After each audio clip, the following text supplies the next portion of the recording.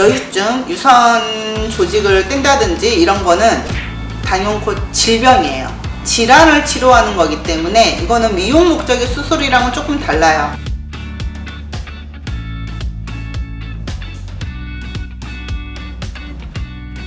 안녕하세요, 닥터햇살입니다. 이번 시간에는 여유증, 여성형 유방, 흔히들 여유증이라고 부르는 이 질환에 대해서 OX 퀴즈를 한번 진행해 보려고 합니다. 어떤 궁금증들이 있을까요? 원장님, 살이 많이 찌면 여유증이 되나요? 살이 많이 찔 경우 네, 살이 많이 찔 경우에도 여유증이 가능해요. 왜냐하면 여유증 같은 경우는 진성 여유증이 있고요, 가성 여유증이 있는데, 가성 여유증 같은 경우가 지방 조직이 많이 발달해 가지고 생긴 여유증이기 때문에 살이 많이 찔수록 아무래도 지방 세포가 커지고 늘어나면서 가슴이 볼록하게 튀어나오는 여유증으로 발달할 수 있기 때문에 O예요. 원장님, 여유증은 무조건 통증이 동반되나요? X.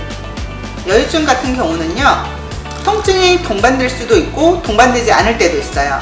여유증에서 통증이 동반될 경우는 어떤 증상으로 나타나냐면, 가슴이 뭔가에 스치거나 뭔가 만지거나 할 때 뭔가 짜르르 아프다고들 표현을 많이 하세요. 그런데 유방 통증이 없다고 해서 여유증이 아닌 건 아니에요.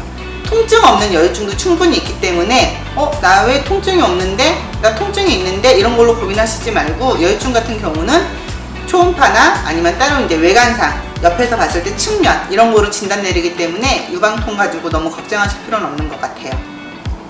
운동을 해서 근육으로 만들면 여유증이 해결되나요? X입니다. 운동을 한다고 해서 여유증이 해결되진 않아요. 왜냐면 여유증 같은 경우는 유선 조직도 발달되어 있고 지방 조직도 발달되어 있는데, 운동을 하면 지방 조직이 태워서 없어지기 때문에 그로 인한 여유증은 조금 없어질 수는 있어요. 그런데 유선 조직이 남아있는 경우는 운동을 해도 유선 조직이 없어지지 않기 때문에 그대로 긋긋하게 남아있어요. 그렇기 때문에 뭔가 경기를 준비하시는 헬스 트레이너 분들이라든지 아니면 바디 프로필을 찍으려고 준비하시는 분들이 수술을 하려고 오시는 이유 중에 하나예요. 여유증은 약물로 치료가 가능한가요? 그거는 세모예요, 세모. O도 맞고요, X도 좀 맞아요. 왜 그러냐면 약물 치료로 호전이 될 정도의 여유증이라면 정말 초기예요. 그렇기 때문에 그거는 수술 고민도 안 될 정도의 정말 초기 단계에서는 약물 치료로 호전이 있어요. 그렇지만 내가 고민해서 여유증으로 고민을 해서 병원으로 오시고 수술을 받아야겠다, 뭐 이런 상담 받으실 정도면 약물로 호전이 안 되는 단계까지 온 거거든요. 그래서 이거는 세모예요, 정말. 여유증 수술을 해도 재발이 될 수 있나요? 네, 이건 재발이 될 수 있어요. 왜냐면 수술을 할 때 유선 조직을 100% 절제한다? 이건 아직까지 제가 본 적도 없고 들어본 적도 없어요.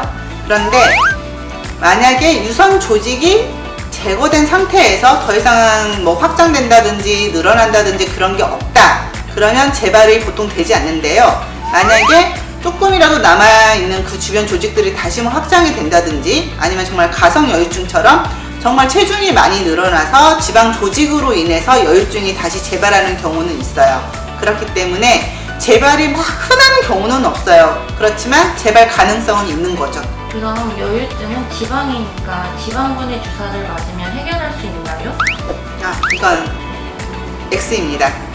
지방 분해 주사를 맞는다고 해서 유선 조직이 없어지거나 아니면 유방 조직을 이루고 있는 지방 자체가 크게 없어지지 않아요. 그렇기 때문에 저희도 지방 분해 주사를 하고 있긴 하지만 그 지방 분해 주사 성분이든지 아니면 타 병원에서 하고 있는 지방 분해 주사 성분이든지 간에 그 지방 분해 주사를 맞아서 유선 조직이 없어지거나 아니면 여유증을 이루고 있는 지방 조직이 없어지는 경우는 좀 효과가 작다고 볼 수 있어요. 외적인 문제라 여유증 수술은 무조건 미용 목적의 수술인가요? 이거는 X. 여유증, 유선 조직을 뗀다든지 이런 거는 단연코 질병이에요. 질환을 치료하는 거기 때문에 이거는 미용 목적의 수술이랑은 조금 달라요.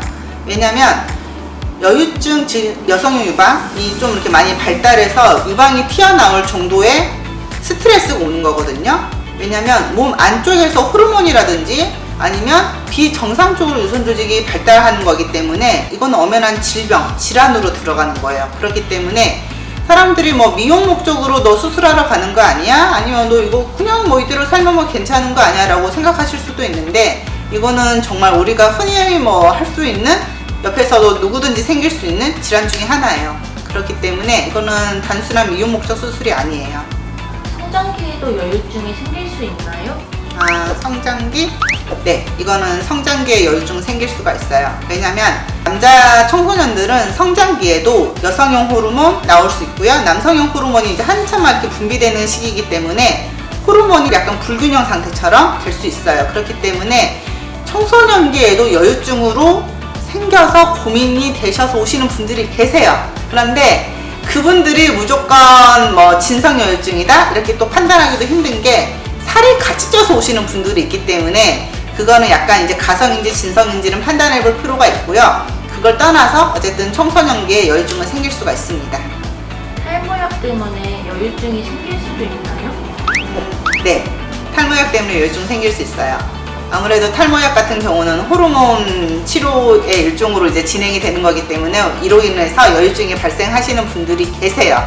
그런데 그것 때문에 또 고민돼서 오시는 분들 중에 하나가 그럼 나는 이거 탈모도 고민이고 여유증도 이제 고민이 생긴 건데 어떻게 해야 되느냐? 라고 물어보시는 분들이 계시거든요.